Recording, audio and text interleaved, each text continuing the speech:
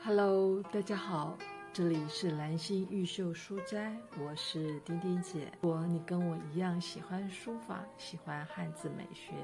那让我们一起学习吧。我们来讲这个转法。转法也就是圆转，和折法不同的是，这个是先停一下在这个地方改变方向的时候先停一下。这个转呢不停，在这个地方不停，而是用慢速的改变方向像这样，这个地方成为一个圆转跟折不同，折是这样停一下再过来，所以这个转法呢，通常在这一部分要慢。为什么要慢？就是要改变方向，你要看我这个方向是从哪个方向去例如你方向不对，那可能就是变成往这边，那不对这个方向呢你要选择正确的路径，所以这个地方当然要慢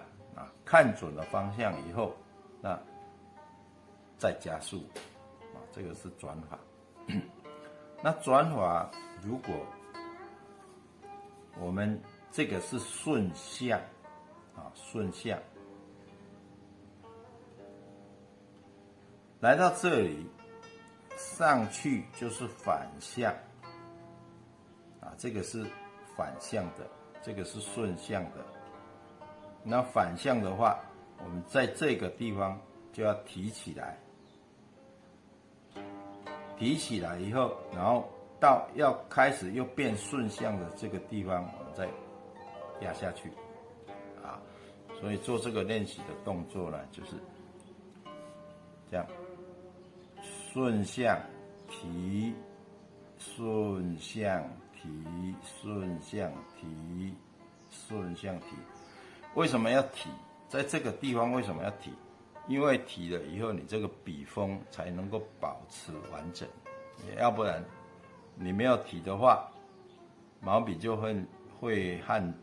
宣纸摩擦，摩擦它就开花就是这样。如果没有提的话，你看这个毛笔就变成这个样子就是因为没有提的关系，它就开花了。所以在旋转的地方，就是大概了6点钟的方向6点钟跟9点钟的方向这一个部分呢，你要把笔提高这个是转法。刚刚我们聊到了初学者对于书法毛笔选择的这个依赖性非常的高。为什么？就是他们在纸笔方面，还有这个毛笔的选择方面就是它的操控方面能力还不够，所以一直抱怨说我这一支毛笔不好写看老师的毛笔非常的好写。其实这个古代就有人讲了，叫做心手合一，也就是说你的脑筋要怎么样指挥你的手去写线条架构一个字的时候，你这个手不听大脑的话，所以你就感觉到这个手怎么不听话，我明明知道要这样写，为什么手会写不出来其实古代就有一句话说，善书者不择笔，也就是说很会写字的人他是不选择毛笔的，他没有所谓毛笔的好坏。那我们平常初学的人，那应该要选择怎么样的毛笔呢？我的建议是，你如果写楷书，可以选择尖毫。什么叫尖毫？尖毫就是软硬适中的笔它的笔芯是包着硬毫，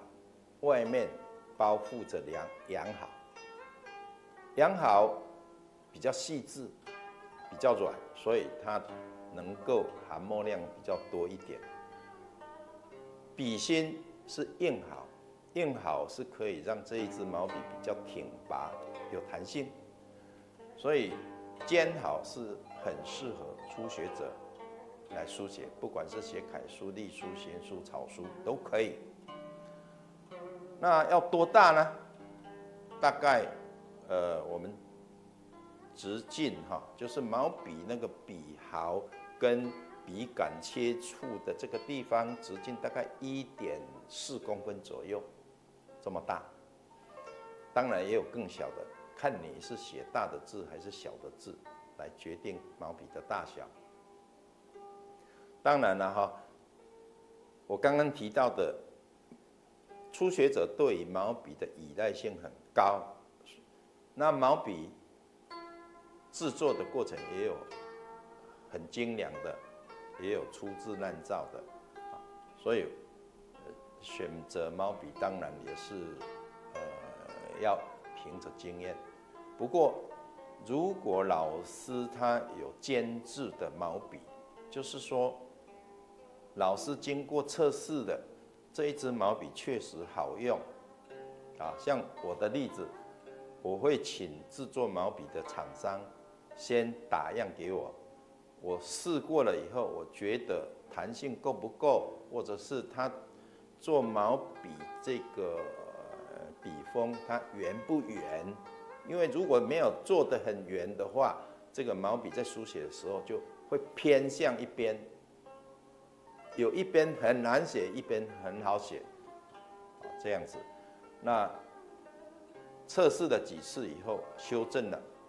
那我再请他说你给我做100支、200支给我因为学生需要用这一种毛笔，所以这个选择毛笔当然是如果说老师有监制过的，那一定是比较好写的。另外就是毛笔怎么去保养因为我们写完这个书法以后呢通常你如果勤快一点，你就去水龙头底下呢来顺着水流这样揉搓把这个笔中的含墨的这个部分呢把它挤压出来要很耐心的洗笔我们写书法不是在培养耐心吗？所以要洗笔。那洗笔洗干净了以后，那我大概这个毛笔我都会把它放在桌上，不是平放，也不是挂在笔架上面，而是大概倾斜的5度到10度左右。那这个笔锋就放在不要要丢弃的宣纸上面，就是写坏的宣纸，我们就把它放在这个宣纸上面，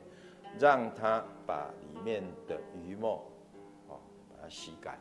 好了，今天的影片就到这里，大家喝个茶，吃个小点心。喜欢我的分享，记得帮我点赞，还有订阅哦。那我们下次再见，拜拜。